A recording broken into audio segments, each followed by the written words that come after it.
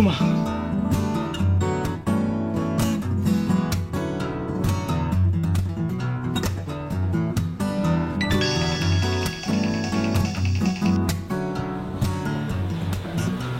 তোমার কি আজকের মতো ঘুম ভাঙলো না আর কিছুক্ষণ প্ল্যান আছে ঘুমানো? আরে না, কি বলতেছে এসব? আমি তো রাস্তায়। আচ্ছা হ্যালো হ্যালো, নেটওয়ার্কে প্রবলেম করতেছে মনে হয়। আচ্ছা শোনো, আমি কারণ বাজারের মোড়ে আছি, জ্যামে, হার্ডলি 15 মিনিটস লাগবে। শুনতেছো আমার কথা জান? বুঝতেছো?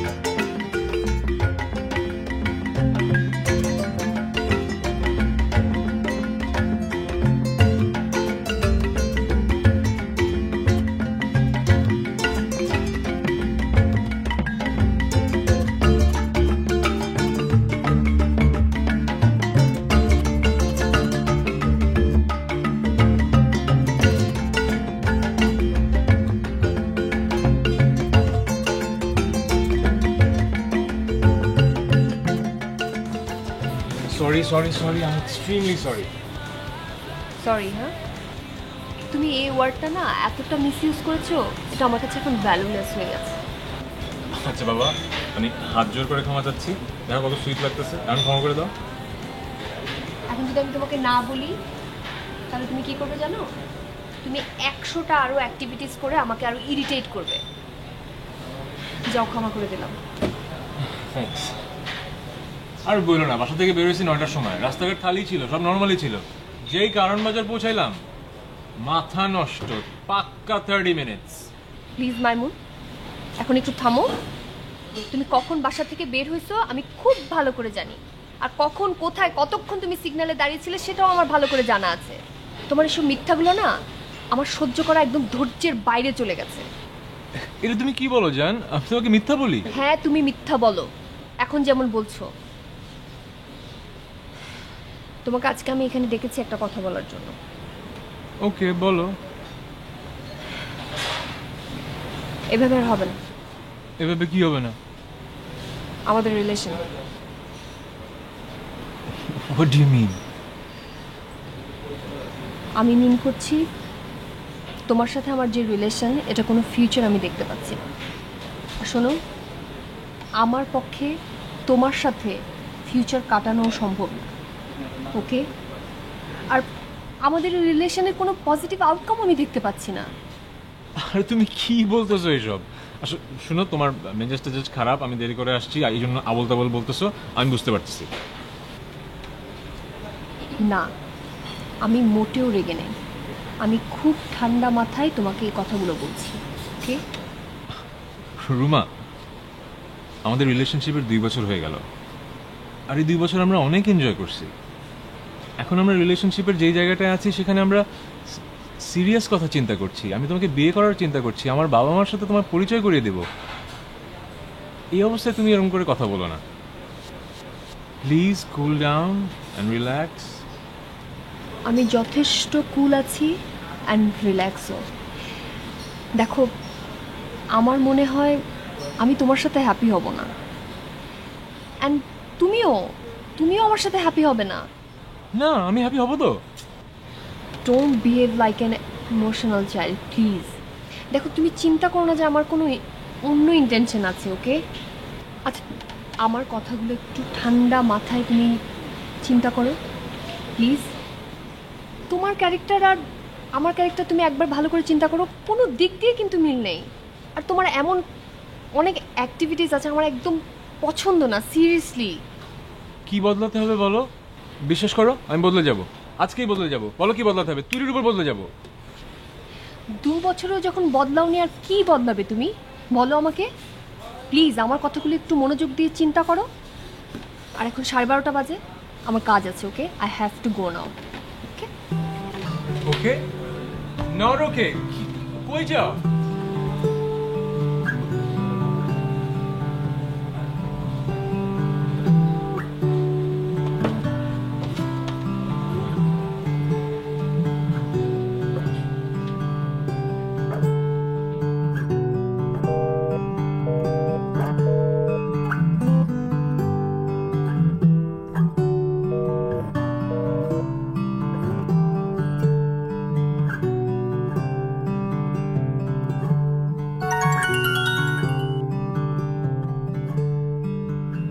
তুমি ভেবো না যে এরকম একটা কঠিন ডিসিশন নিতে আমার খুব কম কষ্ট হয়েছে, কিন্তু তোমার আচরণ, তোমার ছন্নছাড়া দিনযাপন আমাকে এই কঠিন সিদ্ধান্তে আসতে বাধ্য করেছে। তুমি এটাও ভেবো না আগের দুবারের মতো আমি এবার ডিসিশন থেকে সরে আসব। এবার আমি আমার ডিসিশনে অটল, এবং আমি নিজেকে অ্যাপ্রিসিয়েট করি যে আমি এতদিন পরে হলেও এটা করতে পেরেছি। দয়া করে আমাকে আর কখনো ফোন করবে না, আর যদি ফোন করো বা কোনোভাবে যোগাযোগের চেষ্টা করো আমি তোমাকে ইন এভরি ওয়ে ব্লক করে দেব। Be safe and good by.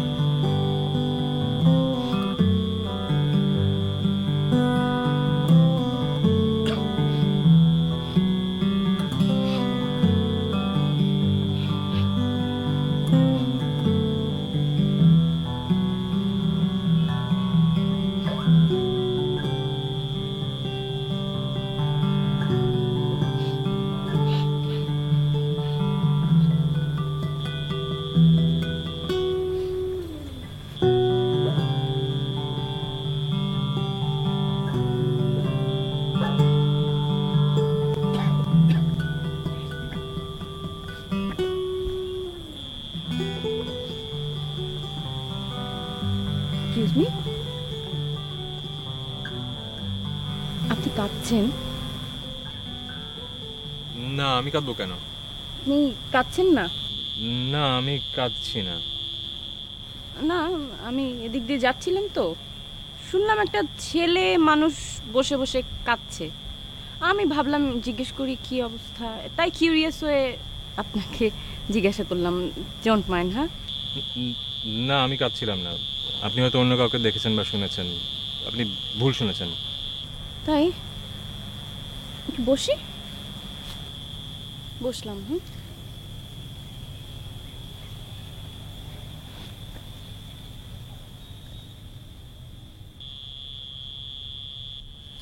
এই রাতের বেলা এরকম নিরিবিলি জায়গায় বসে আছেন আপনি একা একা, বিষয়টা কি?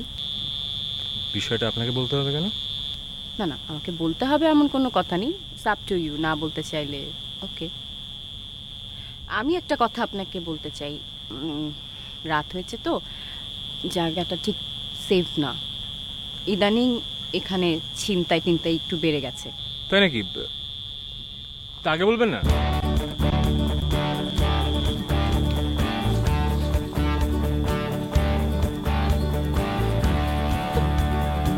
ইন্টারেস্টিং।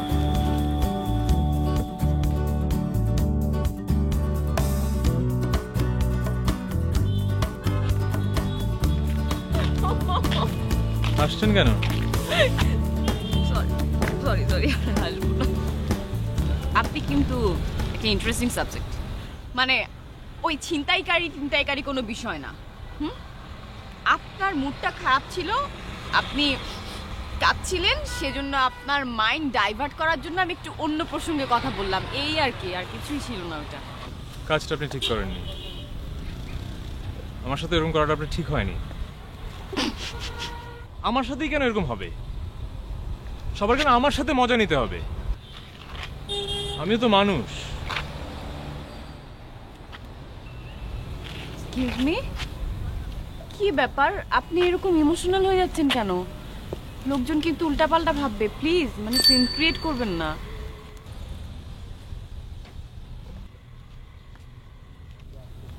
আজকে আমার গার্লফ্রেন্ড আমাকে ডাম্প করছে। আমাদের 2 বছর রিলেশনশিপ সে আজকে খুব সুন্দরভাবে ক্রুয়েলি এন্ড করে দিছে। বলেছে তার সাথে যেন আর যোগাযোগ না করি। সারাদিন ফোন দিলাম, রিসিভ করলো না। আরও বলেছে যেন জীবনে আর কখনো চেষ্টা না করি ওর সাথে যোগাযোগ করার জন্য। So be it. I am so sorry. আসলে বিষয়টা অনেক সিরিয়াস, খুব খুব খারাপ হয়েছে। আপনি সরি হয়ে কি লাভ? আমি এখন কি করব? আমি এখন কোথায় যাব? কার কাছে যাব? কি করব?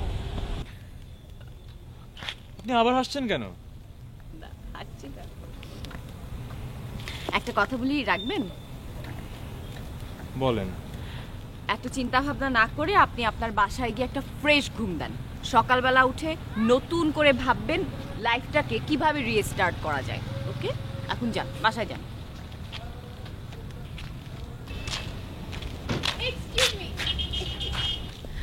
পরিচয় তো হয়নি আমাদের। আমি মেঘলা হাসান, একটা অনলাইন পত্রিকা জার্নালিস্ট হিসেবে আছি। আপনি? আমি মাইমুন, বেকার, কিছু করি না। Good, very good. আচ্ছা, আপনার সেল ফোনটা একটু পেতে পারি প্লিজ? কেন? দিন না। Thank you.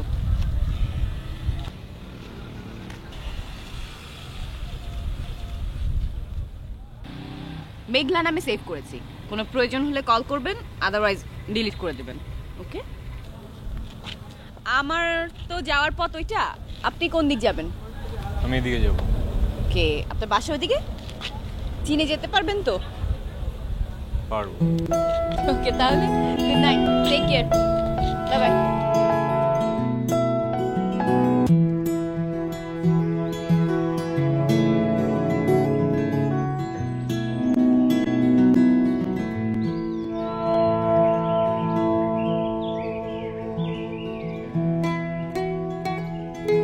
এখানে বসি।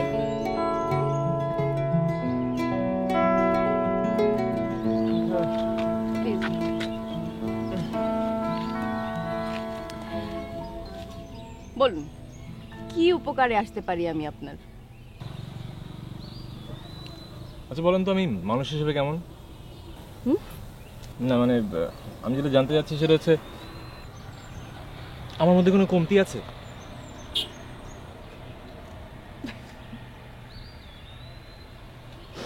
এত অল্প সময়ে আমি কিভাবে বুঝবো আপনার মধ্যে কমতি আছে কিনা?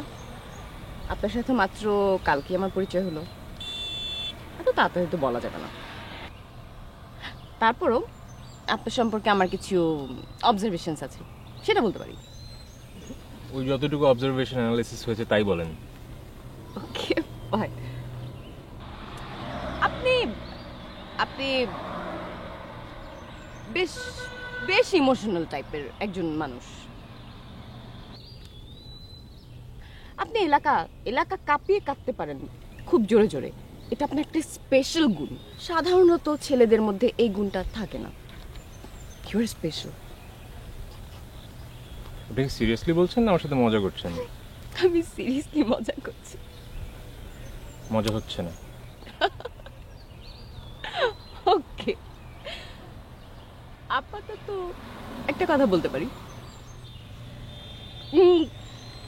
You are not strong enough. মানে? Mentally not strong enough. Mentally you are not strong enough. এই এর চাইতে বেশি আপাতত বলতে পারবো না। মানে এর চাইতে বেশি যা জানি, বুঝতে পেরেছি, সেটা সম্পর্কে আমি 100% শিওর না। এত শিওর হওয়া লাগবে না, যতটুকু বোঝেন আমাকে বুঝিয়ে বলেন। শিওর না হয়ে বলা ঠিক হবে না। চলেন উঠি, আমার আর একটা অ্যাসাইনমেন্ট আছে, যেতে হবে। ঠিক আছে, চলেন।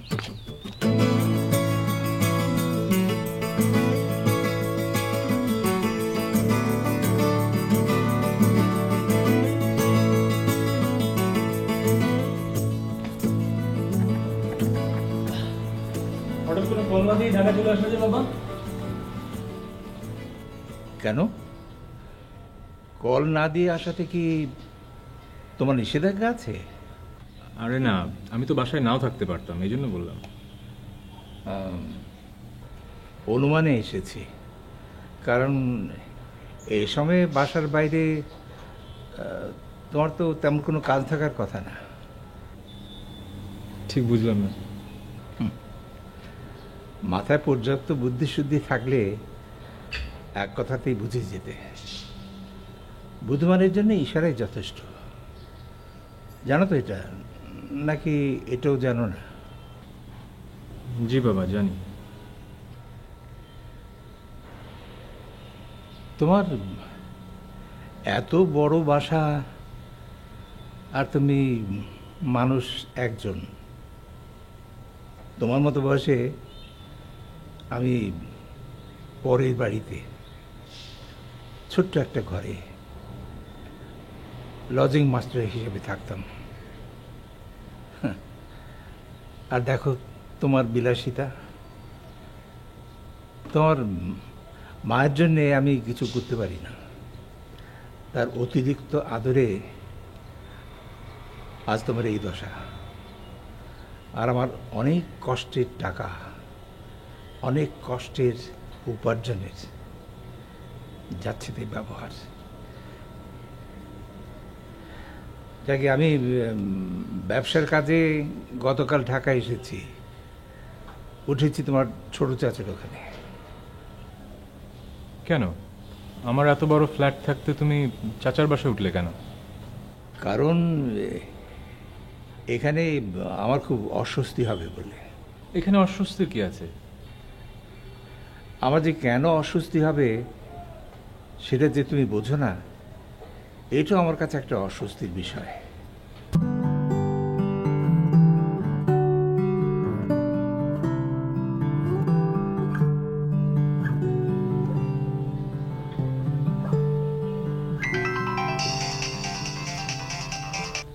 হ্যালো, হ্যালো মেঘলা, আপনার সাথে কি আজকে একটু দেখা করা যাবে? এখন এখন তো আমি একটু বিজি আছি। আচ্ছা, আপনি দেখা করতে চাইলে আমি যেখানে আছি।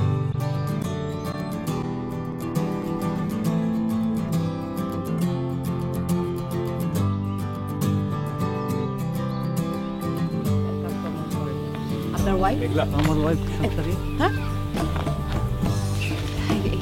একটু চলে এসছেন, একটু আমি সেরে আসি। আচ্ছা, আমি আছি।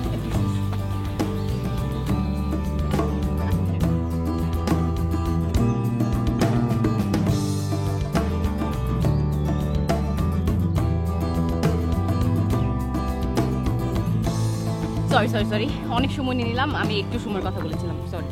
ব্যাপার না। কি অবস্থা? ভালো না। কেন, আবার কি হয়েছে? আপনার সাথে কিছু ব্যাপার শেয়ার করা দরকার। জরুরি? হ্যাঁ। অনেক জরুরি? কি, ফাইন, বলুন।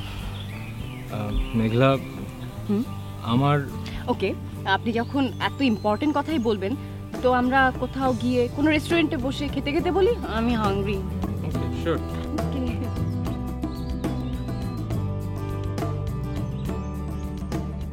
হুম, বলুন বলুন। আমার লাকটা যে কবে ব্যাড লাকে কনভার্ট হলো, মনে হয় অনেক মানুষ আমাকে বদদোয়া দিচ্ছে। আপনাকে বদদোয়া দেওয়ার মতো অনেক মানুষ আছে নাকি? কম মানুষ বেশি মানুষ বুঝতেছি না, বাট বদদোয়া পাচ্ছি। ব্যাড লাকটা শুরু হলো আমার গার্লফ্রেন্ড আমাকে ছেড়ে যাওয়ার পর থেকে। আর এই শোক কাটিয়ে উঠতে না উঠতেই আমার বাবার আগমন। উনি এসে ক্লিয়ার কাট জানিয়ে দিলেন তিনি আমার জীবন নিয়ে অসন্তুষ্ট। তো এই অসন্তুষ্টির কারণ কি আপনি ফাইন্ড আউট করেছেন? সেটা আমি জানি। কি? 2 বছর আগে গ্র্যাজুয়েশন কমপ্লিট করলাম, তেমন কিছুই করি না। বাবার বানিয়ে দেওয়া হোটেলে থাকি আর তার কষ্টার্জিত অর্থ দিয়ে বিলাসিতা করি, এই আর কি। Wow, great. একটা গল্প বলি, হ্যাঁ, আমার গল্প। আমি তো মফস্বলের মেয়ে। আমার বাবা একটা সরকারি কলেজের টিচার, আমার মা হাউস ওয়াইফ। সো যথেষ্ট লিমিটেশনসের মাঝে আমি বড় হয়েছি। ওই যে বিলাসিতা, এই শব্দটা আবার ডিকশনারিতেই নেই। বাবা কষ্ট করে লেখাপড়া করিয়েছেন, আর আমি স্টুডেন্ট পড়িয়ে যে টাকা জমাতাম সেটাই ছিল আমার হাত খরচের টাকা। ইউনিভার্সিটি থার্ড ইয়ারে একটা পত্রিকায় কন্ট্রিবিউটর হিসেবে জব নিই। সো স্ট্রাগল করে প্রতি মুহূর্তে নিজেকে প্রমাণ করে করে আমি এখানে এসে দাঁড়িয়েছি। That means self dependent. কি বুঝলেন? বুঝলাম, অনেক কষ্ট করে দেন। কষ্ট তো করিয়েছি, কিন্তু আমি আরেকটা ওয়ার্ড ইউজ করেছি, সেলফ ডিপেন্ডেন্ট। আমি কিন্তু এখন শিওর আপনার গার্লফ্রেন্ড কেন আপনার উপর বিরক্ত হয়ে চলে গেছেন, আর আপনার বাবাই বা আপনার উপর কেন মনক্ষুণ্ণ। যাই হোক, আচ্ছা আপনার শিকদার আছে না? হ্যাঁ, ব্যাকবোন আছে তো না? আছে তো মনে হয়। আপনি আপনি এতটা কনফিউজ যে আপনি চেক করে বলছেন আপনার ব্যাকবোন আছে কিনা? আমি তো শিওর আপনার ব্যাকবোন আছে, কিন্তু সেটা সোজা না, ভার্চুয়ালি নোয়ানো। মানে ভেরি সিম্পল, ব্যাকবোন নোয়ানো ছেলেদের মেয়েরা পছন্দ করে না, একদমই না। So you have no chance. Interview কেমন হলো? চুপ কেন? কেমন হলো ইন্টারভিউ?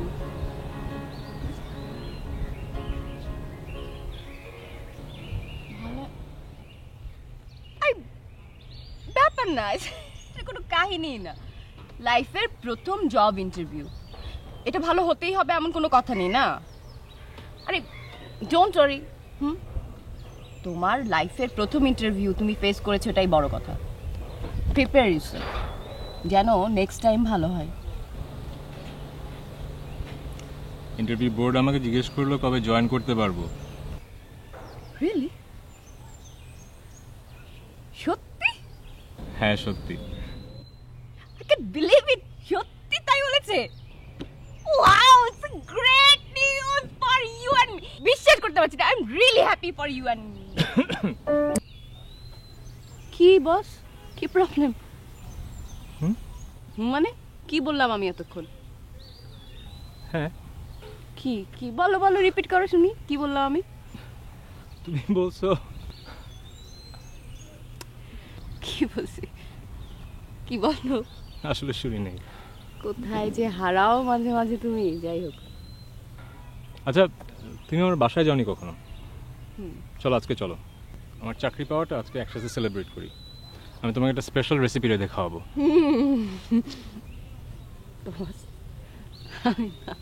মানে বাসায় না যাই, মানে ওকে। তোমার না আমার উপর ফুল কনফিডেন্স আছে। আরে তোমার উপর ফুল কনফিডেন্স আছে, তোমার রান্না করা রেসিপি ইম্পসিবল। খাইলে কি হবে আল্লাহ জানে। দেখো, বকবক করো না, চলো। আরে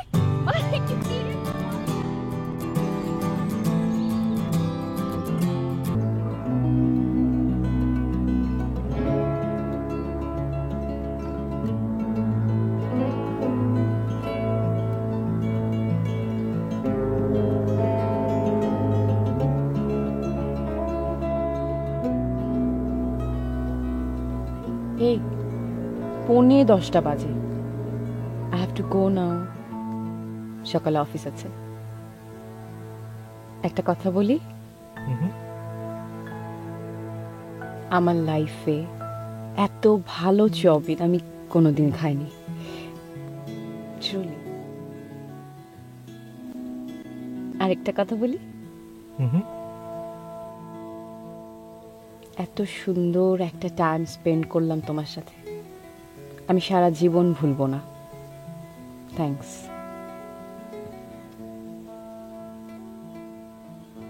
আজকের দিনটা যখন শুরু হয়েছিল তখন হয়তো ভাবতে পারিনি এরকম একটা দিন কাটাবো। আমি এখন আমার লাইফের যে কঠিন সময়টা পার করছি, সেই সময়টাতে যে তুমি আমার পাশে এভাবে সাপোর্ট হয়ে থাকবে কে জানতো। Thank you.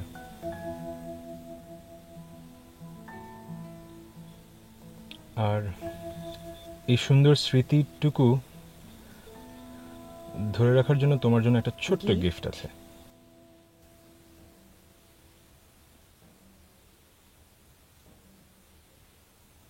কাগজের ফুল?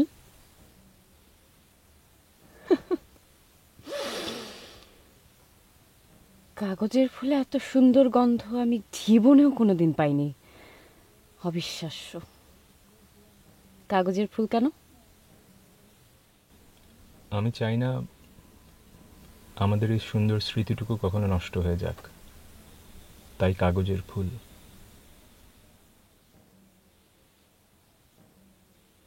Thank you, thanks a lot. একটা কথা বলি,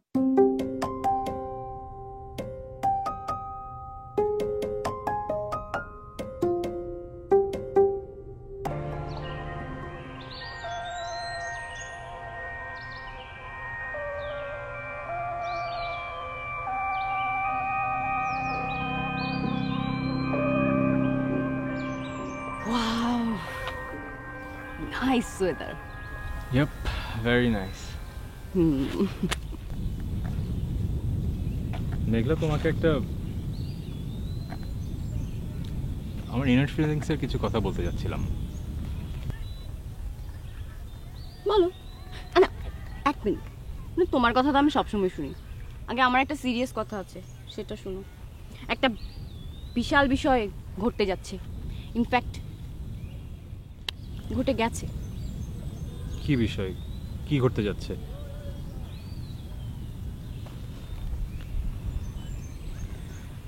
আমার বিয়ে। What?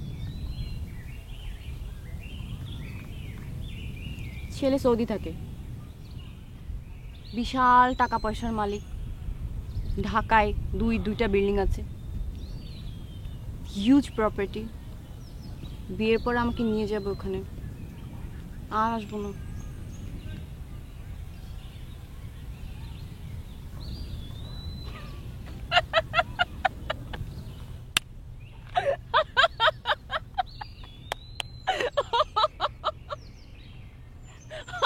I was just kidding. Very bad joke. Saudi. ও যাই হোক, আসলে আমি একটা বিশেষ দিনের কথা তোমাকে বলতে চাচ্ছি, যেটার জন্য আমি অনেকদিন থেকে ওয়েট করছি। কি সেই দিন? সেটা হচ্ছে সূর্যগ্রহণ। শুধু সূর্যগ্রহণ বললে ভুল হবে, আগামী মাসের 16 তারিখে পূর্ণ সূর্যগ্রহণ হবে। আমি এগারলি ওয়েট করছি কবে সে দিনটা আসবে। এই মানে এটাই তোমার বিশেষ ঘটনা? এটা বিশেষ না। আরে আমি কত দিন ধরে এই দিনটার জন্য ওয়েট করছি, আর তুমি আমার কাছে এটা কিছুই না। আরে না, কিছু না তা না। তো আমি আমার বাবার মুখে সূর্যগ্রহণের কত গল্প শুনেছি, শুনতে শুনতে আমারও একটা পূর্ণ সূর্যগ্রহণ দেখার খুব ইচ্ছা হচ্ছিল।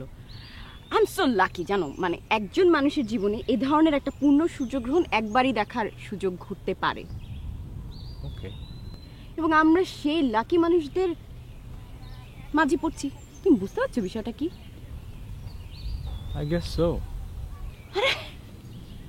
তুমি এত লাইটলি নিচ্ছ এই ধরনের একটা হিস্ট্রিক্যাল ইভেন্টকে, তুমি এত লাইটলি নিচ্ছ, আমি বুঝলাম না। I don't know. আচ্ছা যাই হোক, বাদ দাও।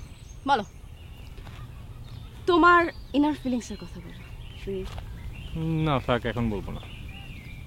কেন? আজকের বলতে ইচ্ছা করছে না। মুড নষ্ট করে দিলাম? না, মুড নষ্ট হয়নি। যা বলতে যাচ্ছিলাম তা একটু স্পেশাল, তা একটা স্পেশাল দিনই বলবো তাহলে।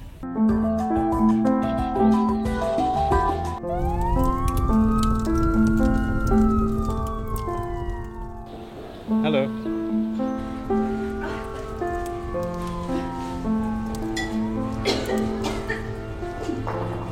হ্যালো। হ্যাঁ মেঘলা, কি অবস্থা? আমি জানি তুমি আমাকে অনেক পছন্দ করো। তুমি তোমার একটা গোপন কথা আমার সঙ্গে শেয়ার করবে বলে এতদিন লুকিয়ে রেখেছ, এবং সেই কথাটা শোনার জন্য আমি এতদিন অধীর আগ্রহে অপেক্ষা করেছি। এসব তুমি কি বলছো? কোথায় তুমি মেঘলা? মামুন, তুমি খুব ভালো একজন মানুষ। কোনোদিন তোমার বাবা আমাকে কোনো কষ্ট দেবে না। তুমি সবসময় নিজের খেয়াল রাখবে, ওকে? তোমার সঙ্গে বোধহয় আমার আর দেখা হবে না। কি বলছো এসব তুমি? তুমি কোথায় মেঘলা? তুমি কোথায়? তোমার মতো আমারও কিছু স্পেশাল ফিলিংস তোমার সঙ্গে শেয়ার করার ছিল। তুমি কোনোদিন ভেঙে পড়ো না। তুমি এখন যেমন শক্ত ব্যাকবোন নিয়ে আছো, সব সময় এরকম থাকবে।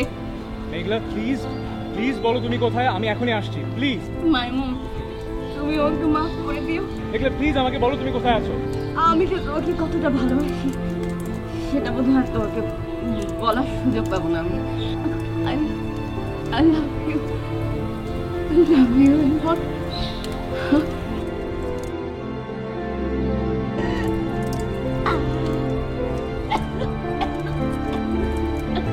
মেঘলা প্লিজ, প্লিজ বলো তুমি এখন কোথায়?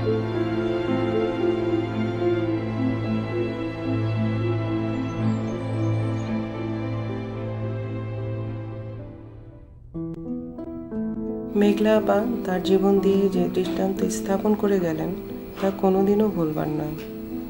আমি এবং আমার পরিবার আজীবন মেঘলা আপার কাছে কৃতজ্ঞ থাকব। উনি সকলের নিষেধ সত্ত্বেও আগুনের ভিতরে ঢুকে যেভাবে আমার ছেলেটিকে রক্ষা করেছেন তা সত্যিই অকল্পনীয়। বাথরুমের ভেন্টিলেটর দিয়ে আমার ছেলেটিকে বের করে দিতে পারলেও উনি আর নিজেকে রক্ষা করতে পারেননি। মানুষ যে মানুষের জন্য, তিনি সেটি আবার প্রমাণ করে গেছেন। আমি বুঝতে পারছি আপনার কষ্টটা। আপনার কষ্ট লাঘব করার মতো বা সান্ত্বনা দেওয়ার মতো কোনো ভাষা আমার জানা নেই।